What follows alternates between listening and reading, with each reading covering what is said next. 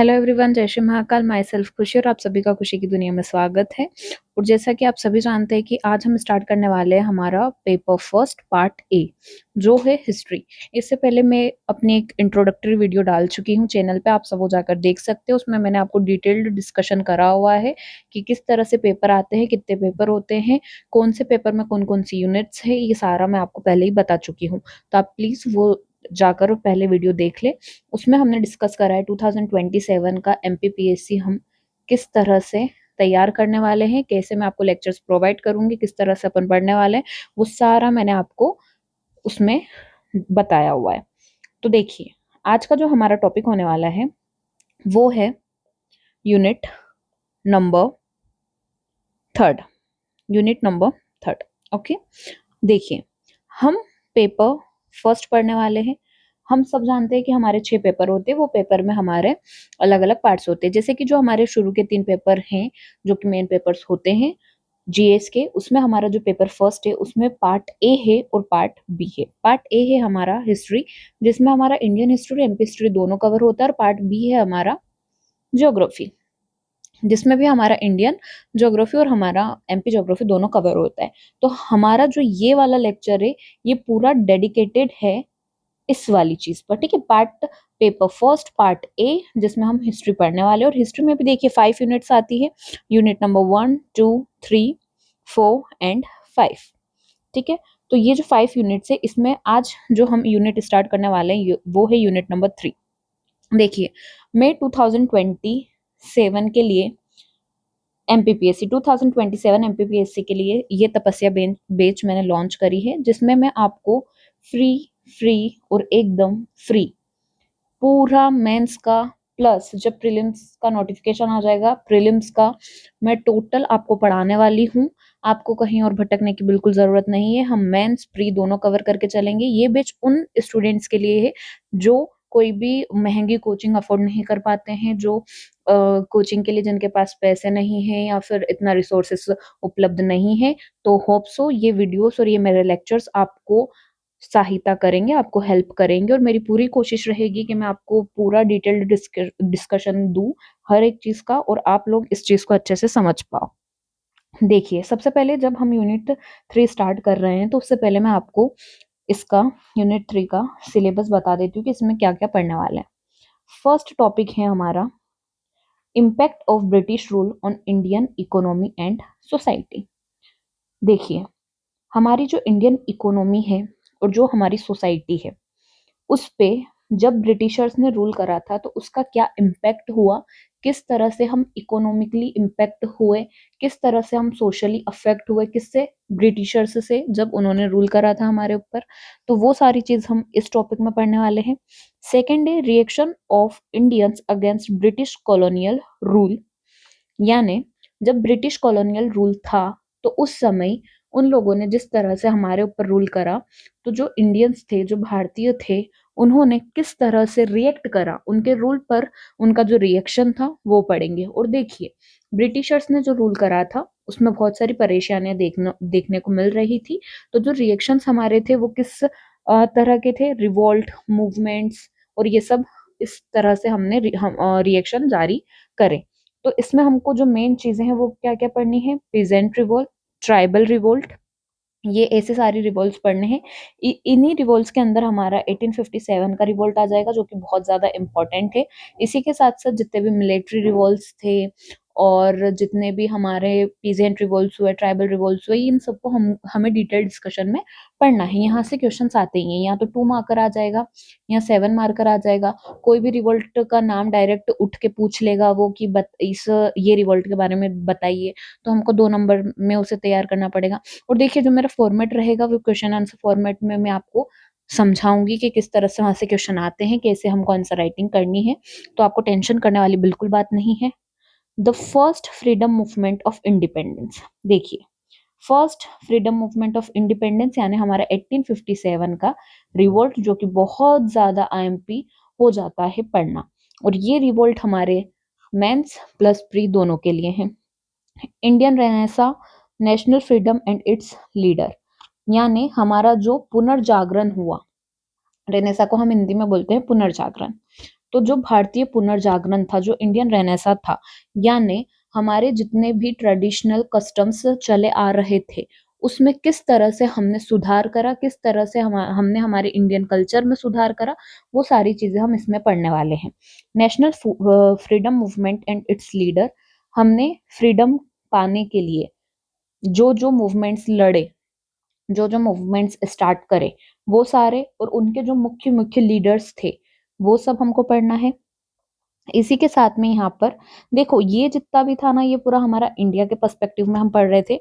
और ये जो पॉइंट है यहाँ पर आपको दिख रहा होगा, freedom movement in Madhya Pradesh, इसका क्या मतलब हुआ? देखो, मूवमेंट ओवरऑल इंडिया में चल रहे थे फ्रीडम के, लेकिन वो जो ओवरऑल इंडिया में फ्रीडम मूवमेंट्स चल रहे थे, हमें वो तो पढ़ने ही है। हमें एमपी के संदर्भ में और डिटेल्ड डिस्कशन करना है कि एमपी में किस तरह से वो मूवमेंट स्टार्ट हुए, कहाँ कहाँ फैले, कौन कौन मेन लीडर था, किस तरह से उन्होंने नेतृत्व करा, और किस तरह से सक्सेस हुए या फिर सप्रेस हुए, वो सारी चीजें हमको इस टॉपिक के अंदर पढ़नी है। तो आई होप सो मैंने आपको अच्छे से यूनिट जो थर्ड है हमारी पेपर फर्स्ट पार्ट ए की जो यूनिट थर्ड है, वो मैंने आपको सिलेबस समझा चुकी हूँ कि किस तरह से सिलेबस में क्या क्या चीजें दी हुई है और क्या क्या हमें पढ़नी है। तो ये जो मेरा फर्स्ट लेक्चर है, वो हम पढ़ने वाले हैं ये पॉइंट। ठीक है, ये पॉइंट हम अभी पढ़ने वाले हैं, ये पॉइंट स्टार्ट करने वाले हैं।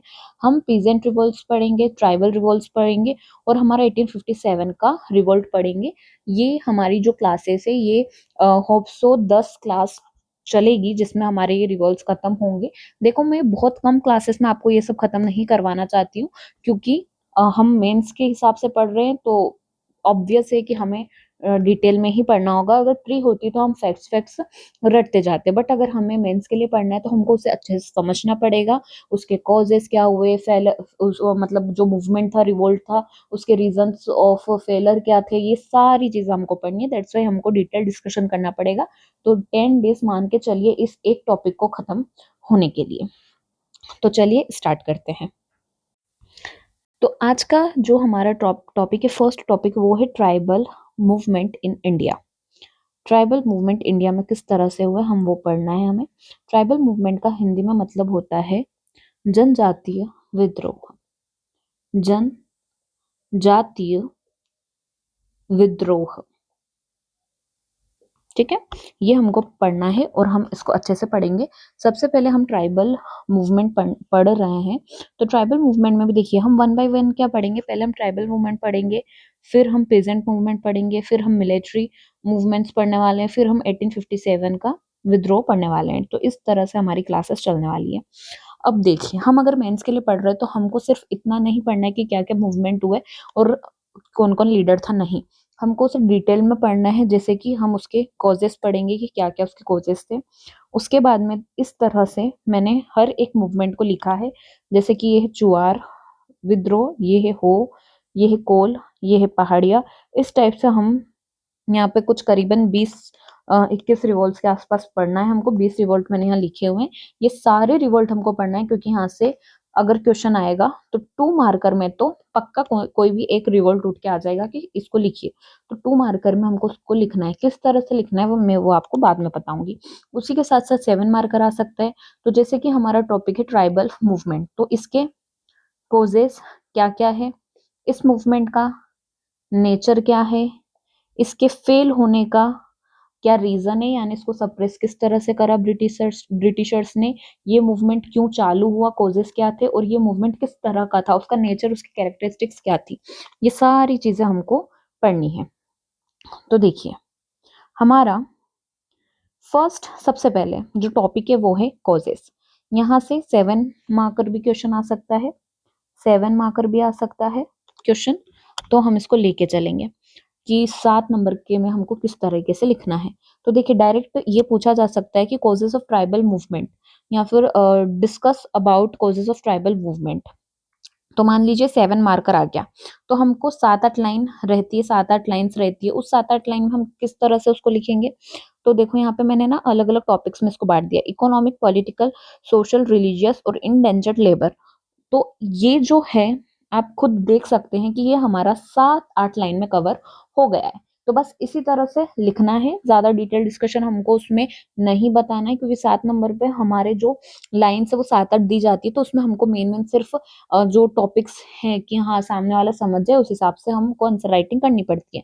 अगर मान लो यही उठ के और 10 मार्कर में आ जाए, तो फिर ये हेडिंग दे दो और ये जो अंदर की चीज़ें हैं, इनको एक्सप्लेन कर दो। अपने वर्ड्स में एक्सप्लेन करना है, मैं आपको यहाँ पे समझाऊँगी, लेकिन इसको लिखना आपको आपके वर्डिंग्स में है। तो सबसे पहले ट्राइबल मूवमेंट। तो देखो, ये जो जनजातीय विद्रोह थे, ये क्यों हुए? हमें सबसे पहले बैकग्राउंड समझना है कि ये हुआ क्यों? किसने चालू करा? कैसे चालू करा? ये सब हम वन बाय वन पढ़ने वाले हैं। ट्राइबल मूवमेंट यानी जनजातीय विद्रोह नाम से क्लियर हो रहा है कि ये सिर्फ और सिर्फ जनजातियों ने चालू करा। हम अलग-अलग पार्ट्स में पढ़ने वाले हैं। ट्राइबल्स, पीजेंट, मिलिट्री वगैरह वगैरह। तो जो ट्राइब्स है, ये मेनली कहाँ रहती है? फॉरेस्ट में रहती है, हम सब जानते हैं। और ट्राइब्स आज भी बहुत पिछड़ी हुई है। तो जब ब्रिटिशर्स ने रूल करा था, तब तो वो बहुत ज्यादा पिछड़ी हुई होंगी। हम सब ये चीज जानते हैं कि आज भी ट्राइब्स जो हैं, उनको ज्यादा हर एक चीज का जो नॉलेज नहीं है, उन तक हर एक स्कीम्स जो भी है गवर्नमेंट की, या फिर उनको इतना नॉलेज नहीं रहता। अगर गवर्नमेंट स्कीम बनाती भी है, तो उन लोगों को इतना नॉलेज नहीं है कि किस तरह से इस चीज में हमको जाना है, किस तरह से इसका इन्फो निकालना है। ये सारी चीजें उनको नहीं पता रहती है। तो सो ऑब्वियस है कि उस टाइम पे तो वो बहुत ज्यादा पिछड़ी हुई होगी कि उन्हें इतना नॉलेज नहीं होगा हर चीजों का। तो इसलिए जो ब्रिटिशर्स से पहले हमारे राजे रजवाड़े थे, जो राजा हुआ करते थे, वो टैक्स लेते थे, सबसे लेते थे, हम सब जानते हैं वो सबसे टैक्स वसूल करते थे। लेकिन वो लोग भी, जो हमारी ट्राइब्स जो फॉरेस्ट में रहती थी, उनके ऊपर टैक्स नहीं लगाते थे। क्यों नहीं लगाते थे? क्योंकि ट्राइब्स के पास सिर्फ, और जो वो फॉरेस्ट में रहती थी, तो उनके पास सिर्फ उतना रिसोर्स होता था कि वो अपना पालन पोषण कर ले, अपने बच्चों का कर ले और अपने आसपास वालों लोगों का कर ले। उनके पास इतनी व्यवस्था नहीं रहती थी कि वो बहुत कुछ कमा रहे हैं, खा रहे हैं, नहीं। क्योंकि उनके पास जो भी रिसोर्सेस थी, वो सिर्फ फॉरेस्ट की थी। तो इसलिए जो राजा रजवाड़े थे, वो ना तो उन्होंने हम सभी को पता है कि पहले जमींदारी सिस्टम हुआ करता था, लैंडलॉर्ड सिस्टम हुआ करता था। ये कुछ भी नहीं चलता था ट्राइब्स के अंदर। ना ही उन पर टैक्स लगाया जाता था, ना उनको इतना परेशान किया जाता था। लेकिन जैसे ही ब्रिटिशर्स आए, तो ट्राइब्स को परेशान करना उन्होंने कर दिया चालू। उन्होंने ट्राइब्स को क्यों परेशान करा? क्योंकि ट्राइब्स उनका, हम बोल सकते हैं, एक सॉफ्ट टारगेट थी। ठीक है? वो ट्राइब्स को आसानी से बहकावे में ले आते थे, आसानी से उन्हें मैनिपुलेट कर लेते थे, और आसानी से ट्राइब्स के ऊपर उन्हें हर एक जो चीज थी, जैसे अगर उनको टैक्स लगाना हो तो वो लगाना करना, अगर उनका धर्म परिवर्तन करना है, हम आगे पढ़ेंगे किस तरह से करा, तो वो सारी चीजें बहुत आसानी से हो जाती थी। ट्राइब्स अच्छे रहते थे, बिल्कुल सीधे साधे थे, अपने काम से काम रखते थे, अपना कल्चर, अपनी लैंग्वेज, अपनी स्क्रिप्ट, सब कुछ उनका अपना था। बट ब्रिटिशर्स ने उनकी चीजों में हाथ लगाना चालू कर दिया। तो उनसे प्रभावित होकर, ब्रिटिशर्स से प्रभावित होकर, प्रभावित इन द सेंस परेशान होकर, ठीक है, अम, उनसे परेशान होकर ट्राइब्स ने उनके खिलाफ क्या कर दिया? विद्रोह कर दिया। तो इसी तरह से हम पढ़ने वाले हैं। तो कोजेस क्या क्या रहे? इकोनॉमिक कोज। फर्स्ट हमारा टॉपिक है इकोनॉमिक कोज, यानी किस तरह से ब्रिटिशर्स ने हमारी ट्राइब्स को इकोनॉमिकली परेशान करा, इकोनॉमिकली उन्हें इतना परेशान करा कि ट्राइब्स ने उनके खिलाफ मूवमेंट स्टार्ट कर दिए। उन्होंने क्या क्या करा था? Bent shifting cultivation, timber collection and grazing. देखो, मैंने अभी आपको बताया कि ट्राइब्स फॉरेस्ट में रहती थी। अब वो फॉरेस्ट में क्या करती थी? शिफ्टिंग कल्टीवेशन करती थी। शिफ्टिंग कल्टीवेशन आपको पता ही होगा क्या होता है। जैसे कि एक खेत है, यहाँ पर कुछ ट्राइब्स ने खेती करी, उसके बाद में वो वहां पे उन्होंने खेती कर दी, पेड़ जला दिए, और वहां पे वो खेती खत्म हो गई। फिर आगे जाकर उन्होंने पेड़ जलाए, फिर वहां पर खेती स्टार्ट कर दी, फिर वहां से खत्म करी। जब वो जमीन कम उपजाऊ होने लगी, फिर थोड़ा आगे बढ़े, पेड़ जलाए, वहां पे स्टार्ट करा। तो इस तरह से जब वो अलग अलग अलग अलग हिस्सों पर फॉरेस्ट के कृषि करते थे, इसे कहा जाता था शिफ्टिंग कल्टीवेशन। ठीक है? तो उनकी जो शिफ्टिंग कल्टीवेशन थी, उस पे अंग्रेजों ने आते से क्या कर दिया? बैन लगा दिया कि इस तरह से ट्राइब्स अपनी शिफ्टिंग कल्टीवेशन को परफॉर्म नहीं कर सकती है। अब आप सोचिए कि जो ट्राइब इतने सालों से सिर्फ शिफ्टिंग कल्टीवेशन पर निर्भर होती थी, उनकी अगर अचानक से कोई भी बाहर का व्यक्ति आकर और उस चीज़ पर बैन लगा दे, तो उन्हें गुस्सा आएगा या नहीं आएगा? ज़रूर आएगा। तो एक हमारा ये रीज़न था। Second, timber collection, that means so obvious है कि फॉरेस्ट में जो ट्राइब है वो फॉरेस्ट ड्वेलर्स ही होती थी, तो शिफ्टिंग कल्टीवेशन पे बैन लगा दिया। वो ऑब्वियस है टिम्बर कलेक्ट करती होगी, जितनी भी लकड़ियां पाई जाती है वो कलेक्ट करती होगी और उसे बाहर के मार्केट में जाके बेच के थोड़ा बहुत जो भी है आमदनी उनकी हो जाती है। तो ब्रिटिशर्स ने आते से उस पर भी बैन लगा दिया। अब ट्राइब्स जो है वो कुछ एनिमल्स वगैरह भी रखती थी अपने पास में, ठीक है। अब वो एनिमल्स को जो है ग्रेजिंग करवाने कहाँ लेके जाते थे? ऑब्वियस है वो अगर फॉरेस्ट में रहते तो वहां पे ही, तो उस पे भी उन्होंने बैन लगा दिया। तो ले दे के ट्राइब्स की हर चीजों पे जो ब्रिटिशर्स थे वो बैन लगा रहे थे, उनको इकोनॉमिकली वो मतलब नष्ट कर रहे थे, ये मान के चलो, ठीक है। तो वो बहुत ज्यादा इस चीज से हताश होते हैं और ट्राइब्स उनके प्रति क्या करती है? अपना गुस्सा जाहिर करती है। तो ये एक रीजन हो गया कि ट्राइब्स ने क्यों रिवोल्ट करा ब्रिटिशर्स के अगेंस्ट। सेकेंड रीजन है हमारा पॉलिटिकली, स्टेटस ऑफ जमींदार एंड इम्प्लीमेंट रेवेन्यू सिस्टम। ये थोड़ी देर पहले मैंने आपको समझाया था कि जो राजा थे वो ट्राइब्स पे ना तो जमींदारी सिस्टम को उन्होंने इम्प्लीमेंट करा था, ना ही रेवेन्यू सिस्टम को, बट ब्रिटिशर्स ने आते से जमींदारों का स्टेटस देना चालू कर दिया। इसका क्या मतलब हुआ कि देखो ट्राइब्स जो है, मान लीजिए ये एक हमारा हिस्सा है ट्राइब्स का, अब इस हिस्से में ट्राइब्स अपने हिसाब से रहती थी, बट कोई बाहर का व्यक्ति यानी ब्रिटिशर्स ने आके और इस ट्राइब्स पर एक अपना जमींदार बिठा दिया। क्या बिठा दिया? जमींदार बिठा दिया। तो सो ऑब्वियस है कि ये जमींदार बहुत ज्यादा इन्फ्लुएंस करेगा इस ट्राइबल एरिया को, तो इससे भी जो ट्राइब से वो गुस्सा होंगी, जरूर होंगी, और वो विद्रोह कर देंगी। तो स्टेटस ऑफ जमींदारी जो उन्होंने इंट्रोड्यूस करा ब्रिटिशर्स ने, ये भी ट्राइब्स के लिए गलत था। रिवेन्यू सिस्टम, पहले ट्राइब्स क्या करती थी? अपनी खेती कर रही है और उससे अपना गुजारा कर रही है, थोड़ा बहुत जो है वो बेच के और पैसे कमा रही है, लेकिन अब वो थोड़ी सी ही खेती में जितना कमा रही थी उसमें से भी उन्हें रिवेन्यू देना था। तो अब उनके पास क्या ही बचेगा, क्योंकि उनके पास बहुत बड़े बड़े खेत वगैरह थोड़ी होते हैं कि वो बहुत ज्यादा ही करते हैं। हाँ, फॉरेस्ट में रहते थे, बट उसमें भी जितना वो कर पाते थे उतना करते थे। तो जो रिवेन्यू सिस्टम था उससे भी उन लोगों को गुस्सा आया। थर्ड है हमारा social cause, implement new law, sorry implement new laws, example band कौन ट्राइब्स ह्यूमन सेक्रीफाइस। सोशली कैसे उनको परेशान करा? इसमें हमको क्या पढ़ना है सोशली में? देखिए पहले क्या होता था, सबके अपने अपने कस्टम्स होते थे, अपने अपने कल्चर होते थे, अपना ट्रेडिशन वो फॉलो करते थे। उसी प्रकार से ट्राइब्स के भी अपने खुद के कल्चर था, अपना खुद का कल्चर था। देखो आज भी ना ट्राइब्स अपना ही कल्चर फॉलो करती है, अपनी ही लैंग्वेज को फॉलो करती है। तो उस टाइम पे भी उनके बहुत सारे, उनका जो कल्चर था वो ट्रेडिशनली जो चला आ रहा था उसी को ही फॉलो करते थे। बट ब्रिटिशर्स को जो चीज़ गलत लगती थी या जो चीज़ उनको उनके हिसाब से करवानी होती थी, उस चीज़ में वो क्या करते थे? इंटरफेयर करते थे और चेंज कर देते थे। तो उसी प्रकार से बहुत सारे ऐसे सोशली जो लॉस चले आ रहे थे ट्राइब्स के अंदर, उनमें भी उन्होंने बदलाव करा, ब्रिटिशर्स ने बदलाव करा। उसका मैंने एक एग्जाम्पल लिखा है। एक खोंड नाम की ट्राइब होती थी। कौन सी ट्राइब? खोंड नाम की एक ट्राइब होती थी। उस ट्राइब में ह्यूमन सेक्रीफाइस होता था, ठीक है। वो मनुष्य की बलि देते थे। तो वो चीज ब्रिटिशर्स को गलत लगी और उन्होंने उस चीज पर बैन लगा दिया। अब देखो आप लोग सोच रहे होंगे कि ह्यूमन सेक्रीफाइस पर बैन लगाना तो बहुत अच्छा काम था। हाँ, ये बहुत सही काम था, ब्रिटिशर्स ने ये अच्छा काम करा। लेकिन आप खुद सोचिए कि आज भी हमारी सोसाइटी में इतनी बहुत सारी ऐसी चीजें होती है, जो भी ऑर्थोडॉक्स फैमिलीज होती है उनमें भी बहुत सारी ऐसी चीजें फॉलो होती है जो गलत तो होती है, बट वो चीज आज भी वो लोग फॉलो करते हैं। और लेकिन अगर उसमें कोई भी इंसान अगर कुछ बोलेगा या उस चीज को चेंज करने का ट्राई करेगा, तो वो इंसान उनको गलत ही लगता है। तो उसी प्रकार वो जो ट्राइब थी, खोन ट्राइब, ह्यूमन सेक्रीफाइस करती थी, तो उनके लिए तो वो बहुत सही चीज थी। और अगर एकदम से ब्रिटिशर्स आकर और उस चीज को भी बैन कर देंगे, तो उन लोगों को तो गुस्सा आएगा, जरूर आएगा, और बस वही गुस्सा उन्हें रिवोल्ट करने पर मजबूर कर देता है।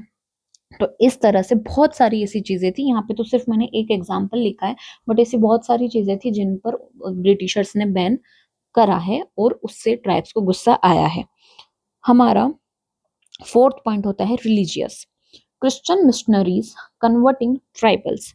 देखिए, हम सब जानते हैं कि हमारा एक एक्ट आया था, उस एक्ट का नाम था चार्टर एक्ट 1813। ठीक है, ऐसे चार्टर एक्ट इंट्रोड्यूस करे थे ब्रिटिशर्स ने, हर हर 20 ईयर्स में उन्होंने इंट्रोड्यूस करे थे। तो जो हमारा चार्टर एक्ट था 1813 का, उसमें क्रिश्चियन मिशनरीज को अलाउ कर दिया गया था इंडिया में। यानी ब्रिटिश से कुछ क्रिश्चियन मिशनरीज इंडिया आएंगे और उन्हें ये अलाउ था कि वो जो अपना रिलीजन है उसको अच्छे से फैला सकते हैं, कन्वर्ट कर सकते हैं। अपनी स्टडी जो क्रिश्चियन मिशनरीज थे वो अपना रिलीजियस स्टडी को भी सबको सिखा सकते हैं, ये सारी चीजें उनको अलाउ कर दी गई थी।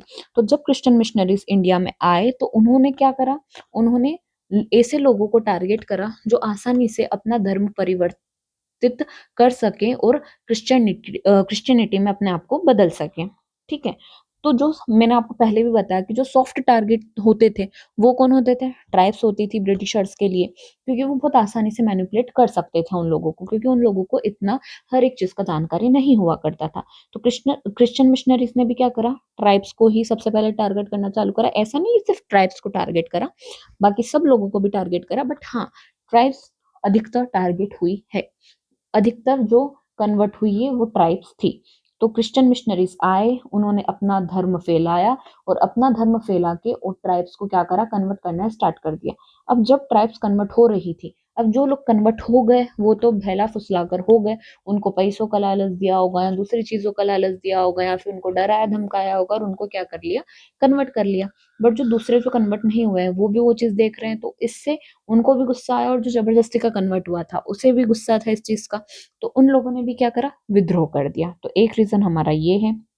अब देखिए, जो लास्ट रीजन मैं आपको पढ़ाने वाली हूँ वो आराम से समझिएगा।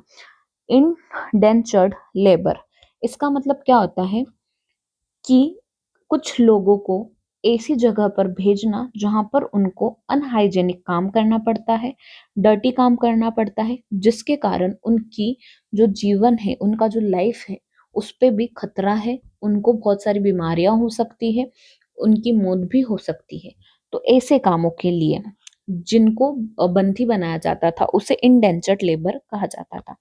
अब देखिए, मान लीजिए यूरोप में, ब्रिटेन में कुछ ऐसा काम है जो वहां के लोग नहीं कर सकते, जैसे कि जो भी डर्टी काम है, अनहाइजेनिक काम है, एक ऐसा काम, मान लीजिए ऐसी इंडस्ट्रीज है या फिर ऐसी फैक्ट्रियाज हैं जहां पर बहुत ज्यादा केमिकल निकल रहा है, जहां पे लोगों की लाइफ का ज्यादा खतरा है। तो ऐसे जो जगह है वहां पर ब्रिटिशर्स क्या करते थे, अधिक से अधिक इंडियन लोगों को भेजते थे। ठीक है, अधिक से अधिक इंडियन लोगों को बंदी बनाते थे और भेज देते थे। अब ये कैसे भेजते थे, मान लीजिए कि एक ट्राइबल पर्सन है और एक, मतलब ब्रिटिशर्स ने क्या करा, एक ट्राइबल पर्सन है तो उसके साथ क्या करा, एग्रीमेंट करा। क्या करा, एग्रीमेंट करा। एग्रीमेंट क्या करा कि शुरू में ही उसको बोल दिया कि हम आपको 10,000 रुपए देंगे, लेकिन आपको 5 साल तक, ठीक है, 5 साल तक हमारे लिए काम करना पड़ेगा। और ये चीज वो एग्रीमेंट करते टाइम बताते नहीं थे कि आपको ये काम करना है या ये काम नहीं करना है। ठीक है, वो सिर्फ और सिर्फ ये बोलते थे मैं आपको 10,000 रुपए दूंगा, आपको मेरे लिए 5 साल तक काम करना है, लेकिन वो बताते नहीं थे कि क्या काम करना है। अब जिसको जरूरत है, जो ट्राइबल पीपुल है, जरूरत है, मान लीजिए इस इंसान को जरूरत थी तो इसने एग्रीमेंट साइन कर लिया ब्रिटिशर्स के साथ, उसने 10,000 रुपए ले लिए और 5 साल तक उनके लिए काम करना है। अब जो ब्रिटिशर्स थे वो क्या करते थे, ये काम करवाते थे। मैं आपको ये समझा चुकी हूँ क्या काम करवाते थे, ये काम करवाते थे। वो उनको यूरोप भेज देंगे या फिर इंडिया में अगर उनके लिए ऐसा कुछ काम होगा तो ये काम वो करवाते थे। तो अब इसमें क्या होता था, इसमें जो हमारे ट्राइबल पीपल्स थे उनकी ज्यादा से ज्यादा मौत होने लगी और बहुत सारे जनों को डिसीज होने लग गई। और वो बीमारी ऐसी होती थी कि उनको भी हो रही है, उनके आने वाली पीढ़ियों को भी हो रही है। तो ये चीज बहुत ही खराब थी, ठीक है, बहुत बेकार थी। तो इस चीज से भी बहुत ज्यादा उन्हें क्रोध आया और उन लोगों ने विद्रोह करा। तो ये चीज ध्यान रखना कि इंडेंचर्ड लेबर क्या होता है, उसका क्या मतलब होता है, किस तरह से वो एग्रीमेंट करते हैं। अगर आपको ये सारी चीज जो मैंने आपको समझाई है ना, आप सिर्फ और सिर्फ अगर ये समझ लेंगे तो आप बहुत अच्छे से ये क्वेश्चन लिख सकते हैं। अब देखो, मैंने जैसे यहाँ पर एक वर्ड लिखा बैंड शिफ्टिंग कल्टीवेशन, बट मैंने यहाँ पे इसको डिटेल्ड बताया नहीं है, लिख के नहीं बताया कि क्या होता है, क्या नहीं होता है, कैसे होता है, नहीं। मैंने सिर्फ आपको समझाया, समझाने से क्या होगा, आपको याद रहेगी। अब ये सारी चीजें आपको किस तरह से लिखना है आप वो सीख सकते हैं। क्या लिखना है मैंने वो आपको समझा, एक बार आपने समझा, रिवाइज करो, ये सारी चीजें आप लिखो, इनको रिवाइज करो तो आप अपने आप से भी आंसर लिख सकते हैं। इतना आंसर 7 मार्कर के लिए सफिशिएंट है।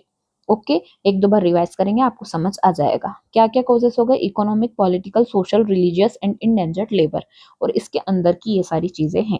और होप सो अगर आपको ये चीजें याद रहेगी तो इसके अंदर की ये सारी चीजें ऑटोमेटिकली आपको याद रह जाएगी। अब हम पढ़ने वाले हमारे ट्राइबल मूवमेंट्स, अलग अलग मूवमेंट हम पढ़ेंगे। हमारा फर्स्ट मूवमेंट है चुआर विद्रोह या फिर भूमिज विद्रोह। कौन सा विद्रोह है, चुआर या फिर भूमिज। अब देखो हिंदी में भी अगर मैं लिखूं तो चुआर विद्रोह, जिसको भूमिज विद्रोह भी बोला जाता था। इसमें क्या लिखना है हमें, सबसे पहले जितने भी हमारे मूवमेंट है उसको पढ़ने का हमारा तरीका क्या रहेगा, पहला reason, second leadership and third उसकी स्पेशल चीज या फिर कोज। ठीक है, हमें 2 मार्कर लिखने के लिए 3 लाइन ही दी जाती है, 20 वर्ड्स का बोला जाता है और 3 लाइन दी जाती है। तो उन 3 लाइन में हम क्या क्या लिख सकते हैं, रीजन लिख सकते हैं, लीडरशिप लिख सकते हैं, कौन कौन लीडर्स थे, या फिर उसका क्या कोज था, क्यों वो विद्रोह हुआ था, या फिर उसकी क्या एक स्पेशल चीज रही है, ये सारी चीज हम लिख सकते हैं उसमें। तो चुआर विद्रोह कहाँ हुआ था, मिदनापुर, बंगाल। अगर मैं मैप बनाऊं, ठीक है, ये अगर मैं मैप बनाऊं, देखो अच्छे से बनानी है बट आप समझ जाएंगे कि अगर ये हमारा मैप है, ठीक है, तो यहाँ पर कहाँ पर हमारा बंगाल है, ठीक है, ये हमारा बंगाल है। तो यहाँ पर एक प्लेस थी मिदनापुर, ठीक है, तो यहाँ पर बंगाल के अंदर एक प्लेस है मिदनापुर, वहां पर चुआर विद्रोह या फिर भूमिज विद्रोह हुआ। इसका इसके लीडर्स कौन कौन थे, लीडर्स थे राजा जगन्नाथ एंड दुर्जन सिंह। कौन कौन थे, राजा जगन्नाथ एंड दुर्जन सिंह। ठीक है, ये क्या थे, लीडर थे। हमको ये याद रखना है, प्री में भी डायरेक्ट पूछा जा सकता है कि चुआर विद्रोह का कौन कौन लीड करता था, कौन लीडर था, तो ये नाम आ सकते हैं। तो इन्हें अच्छे से ध्यान रखना, राजा जगन्नाथ एंड दुर्जन सिंह, राजा जगन्नाथ एंड दुर्जन सिंह। रीजन मिदनापुर बंगाल, मिदनापुर बंगाल। अब चुआर विद्रोह का जो स्पेशल चीज था वो क्या था, Raghunath Mahato gave a statement, our village our rule, drive away foreign rule। अब मैं इसको ना आपको अच्छे से समझाती हूँ। देखो, मिदनापुर नाम का बंगाल में एक जगह था, वहां के जो ट्राइब्स थे उनको ब्रिटिशर्स की पॉलिसीज से दिक्कत थी। उनकी क्या क्या पॉलिसीज वहां पर चल रही थी, जैसे कि रिवेन्यू सिस्टम चल रहा था, लैंड जो सिस्टम थे वो उन्होंने बदल दिया था, उनकी जितनी भी लैंड पॉलिसीज थी वो उन्होंने अप्लाई कर दी थी वहां पर। उससे क्या हुआ, जो वहाँ के ट्राइबल लोग थे उनको परेशानियों का सामना करना पड़ा। जो उनके विलेजेस थे, जो अपने उनके अपने कस्टम्स थे ट्राइब्स के, उन सब में इंटरफेयर स्टार्ट कर दिया किसने, ब्रिटिशर्स ने। तो उस चीज से क्या हुआ, वहां के लोगों को गुस्सा आया और उन्होंने विद्रोह करा। अब जब ब्रिटिशर्स ने अपनी पॉलिसीज इंप्लीमेंट करना चालू कर दी, मिदनापुर के जो ट्राइबल लोग थे उनके ऊपर अपनी लैंड पॉलिसी, अपनी रिवेन्यू पॉलिसी, अपना टैक्स जो इंक्रीज करा उन्होंने, मतलब जितनी भी परेशानियां थी टैक्स को लेकर, लैंड को लेकर, उन्होंने वहां पर इंप्लीमेंट करना चालू कर दी। उस चीज से वहां के लोग क्या हो गए, परेशान हो गए। ये क्या था, इसका कोस था। अब इसमें जो लीडर्स थे वो थे राजा जगन्नाथ और दुर्जन सिंह। अब ये तो लीडर्स थे बट यहाँ पे दूसरे भी इम्पोर्टेंट इम्पोर्टेंट जो पर्सनालिटीज थी वो थी, जिसमें से एक थे रघुनाथ महतो। और रघुनाथ महतो ने एक फेमस स्टेटमेंट दिया था, अवर विलेज अवर rule, drive away foreign rule. यानी अपना गांव अपना शासन, यहाँ से जो फॉरेन रूल है उसे हमें भगाना है। यानी हम हमारे हिसाब से हमारा जो विलेज है उस पे रूल करेंगे, फॉरेन रूल को नहीं मानेंगे, इसका ये मतलब है। तो ये एक स्पेशल चीज यहाँ की हो गई। तो अगर चुआर विद्रोह भूमिज विद्रोह आता है 2 नंबर में, तो हमको उसका रीजन लिखना है, जिसमें लिखना है मिदनापुर बंगाल। उसके लीडर्स हमको लिखना है राजा जगन्नाथ एंड दुर्जन सिंह। बार बार बोलिए, राजा जगन्नाथ एंड दुर्जन सिंह। राजा जगन्नाथ एंड दुर्जन सिंह याद हो जाएगा। स्पेशल चीज अगर हम इसकी बताएं तो रघुनाथ महतो नाम के एक फेमस पर्सनालिटी थे जिन्होंने अवर विलेज अवर rule drive away foreign rule नाम का एक स्टेटमेंट दिया था। तो ये हमारा जोआर विद्रोह कंप्लीट होता है। सेकंड होता है हमारा हो विद्रोह। ठीक है, सेकंड विद्रोह है हमारा हो विद्रोह। अब हो विद्रोह जो है ये कहाँ पर हुआ था? छोटा नागपुर, झारखंड। ठीक है, हम सबको पता है यहाँ पर कहाँ पर झारखंड आता है। झारखंड में हमारा छोटा नागपुर नाम का प्लेट्यू है। तो उस छोटा नागपुर वाला जो प्लेट्यू झारखंड के अंदर है, वहां पर हो विद्रोह हुआ, जिसके जो लीडर थे वो थे गंगा नारायण। कौन थे लीडर? गंगा नारायण लीडर थे। यहाँ पर भी क्यों विद्रोह हुआ था? Increased land tax. Land tax की जो दरें थी उनको इंक्रीज कर दिया था। किसने इंक्रीज करा था? ब्रिटिशर्स ने इंक्रीज कर दिया था। तो किस तरह से हम ये पढ़ेंगे? हो विद्रोह जहां पर हुआ वो प्लेस थी छोटा नागपुर, झारखंड।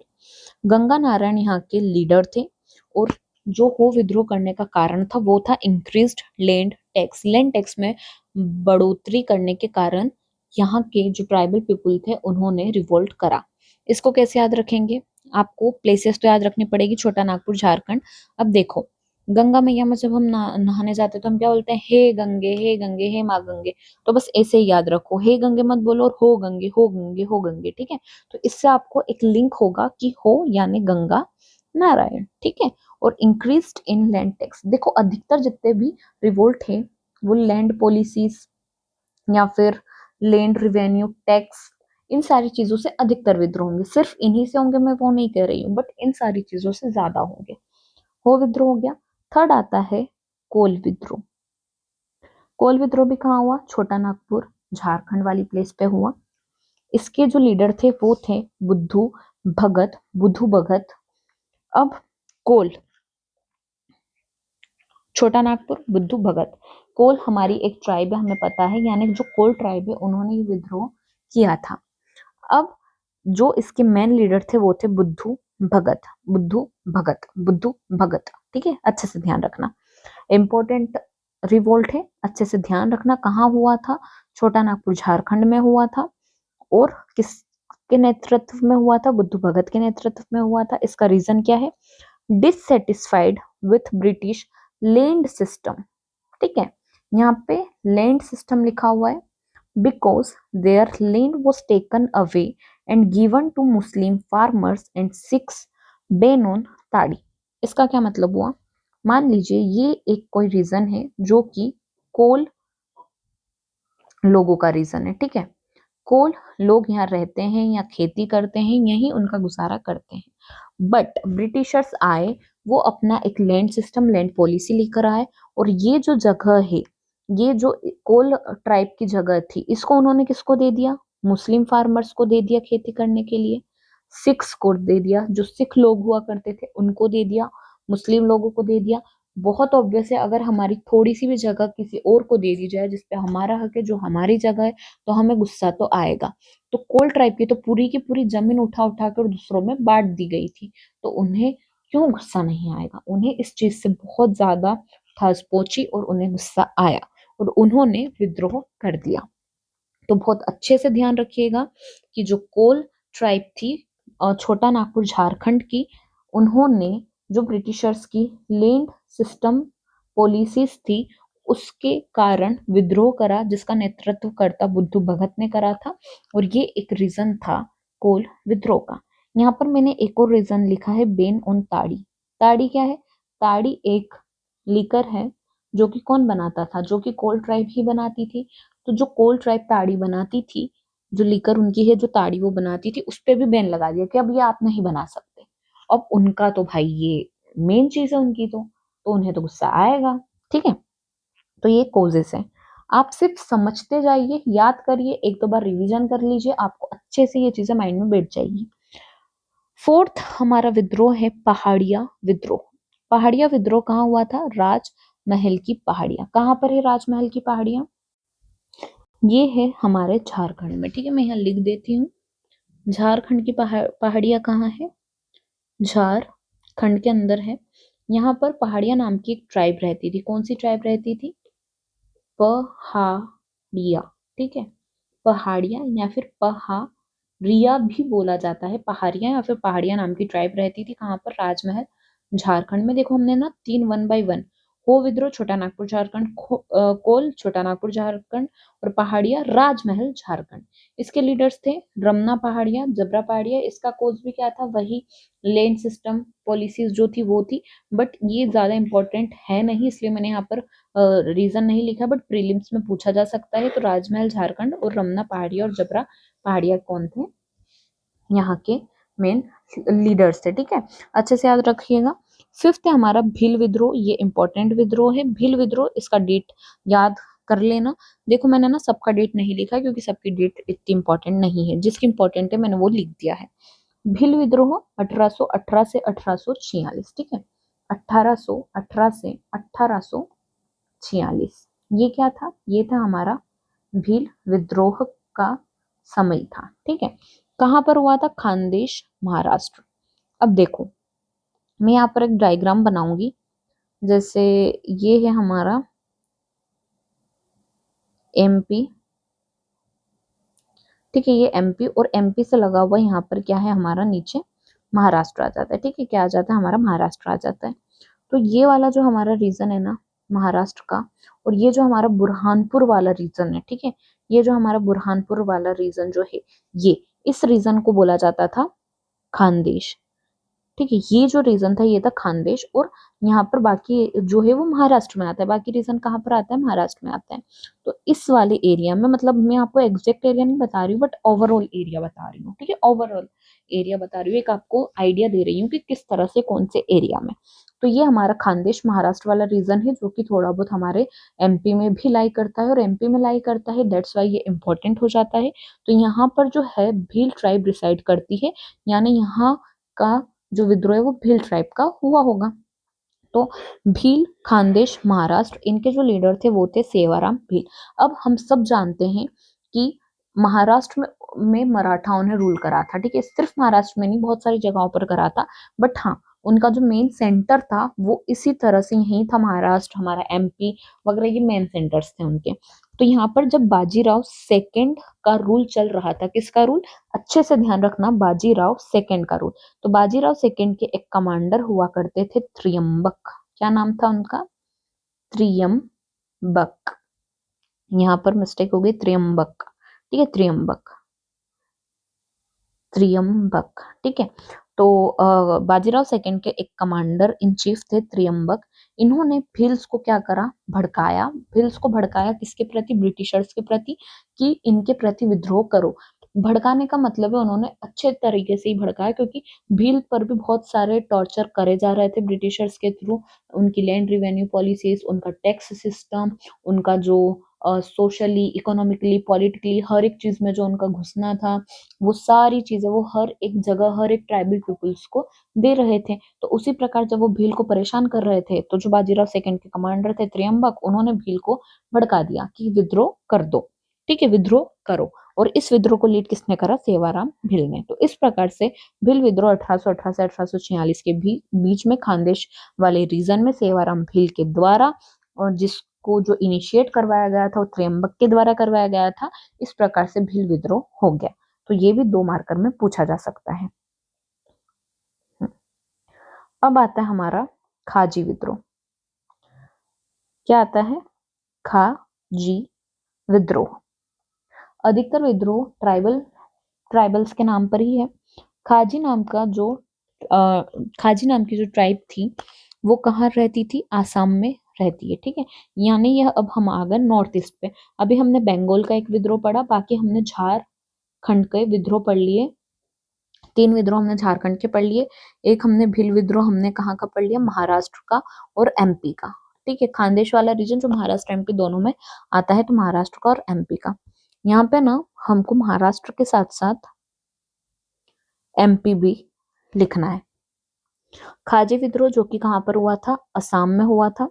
इसके जो लीडर थे वो थे तीरथ सिंह। कौन थे? तीरथ सिंह। यहाँ पे नंबर मिस्टेक हो गई है, नंबर यहाँ पे आना चाहिए 6। ठीक है, तो खाजी विद्रोह जो कि आसाम में हुआ था, लीडर थे तीरथ सिंह। यहाँ का क्या रीजन था? During Burmese war. देखो, बर्मा, बर्मा पुराना नाम है यानी प्रेजेंट डे म्यांमार। म्यांमार कहाँ पर है? जैसे कि हमारा जो नॉर्थ ईस्ट इंडिया है, ये हमारा नॉर्थ ईस्ट इंडिया जो आ रहा है, नॉर्थ ईस्ट इंडिया, वहां पर ही पास में यहाँ पर क्या है? म्यांमार है। यानी जिसको पुराना क्या बोला जाता था? बर्मीस। क्या बोला जाता था? बर्मीस यानी बर्मा। ठीक है, पुराना नाम था बर्मा। तो जब हमारा ब्रिटिश बर्मीस वॉर हो रहा था, उस टाइम पे company planned to construct a military road between Assam and Sylhet, but later British established their administration over this region. देखो, हम सभी को पता है कि ब्रिटिशर्स का शासन से पहले वहां पर हमारे यहाँ पर ईस्ट इंडिया कंपनी रूल करती थी। ईस्ट इंडिया कंपनी रूल करती थी 1857 के बाद से ब्रिटिशर्स का डायरेक्ट रूल हुआ है इंडिया के ऊपर। तो जब ईस्ट इंडिया कंपनी रूल करती थी, तो ईस्ट इंडिया कंपनी ने वहां के लोगों को यानी आसाम के लोगों को क्या बोला कि हमें आसाम से लेकर सिलहट तक एक रोड, मिलिट्री रोड कंस्ट्रक्ट करनी है, क्योंकि जो इंडो बर्मीज वॉर हो रहा था, जो इंडो बर्मीज वॉर चल रहा था इंडिया और म्यांमार के बीच में, तो जितने भी हमारे मिलिट्री कमांडर्स हैं उनको जाने के लिए एक रोड की आवश्यकता होगी। तो जो खाजी ट्राइब थी उन्होंने अलाव करा कंपनी को कि हाँ, आप यहाँ पर एक रोड बना सकते हैं आसाम से सिलहट तक, जिसको जो मिलिट्री कमांडर्स के लिए रहेगी। ये चीज वहां पर हुई। लेकिन जब ब्रिटिश रूल आया, तो उन्होंने उस रीजन पे जहां पर आसाम से सिलहट तक जो रोड बन रही थी, उस रीजन पर अपना एडमिनिस्ट्रेशन ही स्टार्ट कर दिया। तो अब वो लोगों को प्रॉब्लम हुई कि भाई हमने तो ये जो जगह थी, ये जो बर्मिस वॉर हो रहा था उस टाइम पे कंपनी को दी थी उनकी मिलिट्री रोड के तौर पर कि हाँ वो ये चीज यूज कर सकते हैं, लेकिन ब्रिटिशर्स आप लोग गलत है, आपने यहाँ पे एडमिनिस्ट्रेशन स्टार्ट कर दिया। लेकिन जब ब्रिटिशर्स ने नहीं सुनी और उन्होंने एडमिनिस्ट्रेशन स्टार्ट कर दिया, तब जो खाजी लोग थे उन्होंने विद्रोह कर दिया। ठीक, तो ये एक विद्रोह है, ये भी इंपॉर्टेंट है, असम में हुआ था। तीरथ सिंह नाम के लीडर ने चालू करा था, मतलब लीडर वो थे, नेतृत्व करा था, और ये उसका रीजन है। अब आता है हमारा सेवंथ, ये यहाँ पर नंबर मिस्टेक है। ओके, तो यहाँ पर आता है हमारा खोंड ट्राइब का खोंड विद्रोह, जो कि कहाँ हुआ था? Tamil Nadu, Bengal, central India. ठीक है, ये एक स्पेसिफिक जगह पर नहीं हुआ था। जैसे कि हमारा इंडिया का मैप है, तो यहाँ पर बंगाल है, यहाँ पर हमारा तमिलनाडु है, ये हमारा सेंट्रल इंडिया है। यानी ये बहुत सारी प्लेस पर फैला हुआ रिवॉल्ट था। ठीक है, ये सिर्फ एक जगह पर समटा हुआ नहीं था, ये 4-5 स्टेट तक फैला हुआ था, जिसमें तमिलनाडु, बंगाल और ओवरऑल हमारा सेंट्रल इंडिया मान के चलिए। तो इस जो जगह पर एक ट्राइब रहती थी, खोंड ट्राइब, मैंने आपको पहले भी ऊपर एग्जांपल दिया था कि खोंड ट्राइब ने विद्रोह क्यों करा था। ठीक है, अब इसके जो लीडर थे वो थे चक्रा बिसोई। क्या नाम है? चक्रा बिसोई नाम के एक लीडर थे। इन चक्रा बिसोई नाम के लीडर ने तमिलनाडु, बंगाल और सेंट्रल इंडिया जो प्लेस थी वहां पर विद्रोह स्टार्ट कर दिया। क्यों करा था? क्योंकि गवर्नमेंट ने इनका जो एक ह्यूमन सेक्रीफाइस होता था, जो रिचुअल था, जो बहुत सालों से फॉलो करते आए थे, उस पर बैन कर दिया। नए नए टैक्स को इम्पोज कर दिया उन लोगों के ऊपर, और लैंड लॉर्ड्स को उनके एरियाज में जाना अलाउ कर दिया। मैंने ऊपर आपको जमींदारी सिस्टम समझाया था कि जमींदारी सिस्टम को इंट्रोड्यूस कर दिया। तो ये कुछ रीजंस थे जिस वजह से खोन ट्राइब ने विद्रोह किया। क्या क्या था? Government ban human sacrifice, imposition new taxes, allow landlords to their areas. अब आता है हमारा गंजम विद्रोह। तो ठीक है, वीडियो ऑलरेडी बड़ी बन चुकी है, तो ये जो गंजम वीडियो गंजम रिवोल्ट है, यहाँ से हम कल वाली वीडियो में पढ़ेंगे। आई होप सो मैं आपको अच्छे से ये चीज समझा पाई हूँ, और इसी तरह से हम कंटिन्यू करेंगे, हर एक चीज को डीप में पढ़ेंगे। और देखिए, ये जितने भी मेरे नोट्स हैं ना, ये मेरे हैंड रिटन नोट्स हैं, ये मैंने मेरी कॉपी में बनाया, बट आप लोगों को समझाने के लिए मैंने ऐसे इन नोट्स को तैयार करा हुआ है मेरे टेप के अंदर, ताकि आप लोग अच्छे से समझ पाए। सो प्लीज प्लीज प्लीज इस वीडियो को लाइक करें, शेयर करें और चैनल को सब्सक्राइब करें। और मैं और ट्राई करूंगी कि मैं और अच्छे से खुद में भी सुधार करूँ, अच्छे से आपको समझा पाऊँ, पढ़ा पाऊँ और मेरा कंटेंट भी और अच्छे से मैं रिफाइन करने का कोशिश करूँगी। So thank you very much ये वीडियो देखने के लिए। सो प्लीज़, प्लीज़, प्लीज़ इसे लाइक करें, शेयर करें, चैनल को सब्सक्राइब करें।